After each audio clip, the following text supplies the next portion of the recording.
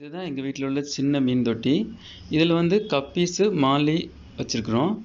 அது மாதிரி ஃபைட்டரும் இருக்குது. அது மாதிரி கப்பீஸ் குட்டி போட்டது வந்து தனியாக ஒரு தொட்டியில் வச்சுருக்குறோம். நீங்கள் வீடியோவை தொடர்ந்து பார்த்தீங்கன்னா உங்களுக்கு அதை பற்றி தெரியும்.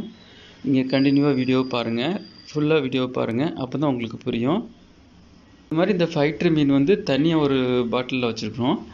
ஏன்னா இந்த ஃபைட்ரு வந்து மற்ற மீன் கூட சேர்த்து போடும்போது அது மீன் அப்புறம் இந்த மீன் குட்டியெல்லாம் சாப்பிட்ரும். அதனால வந்து இதை தனியாக போட்டுருக்குறோம்.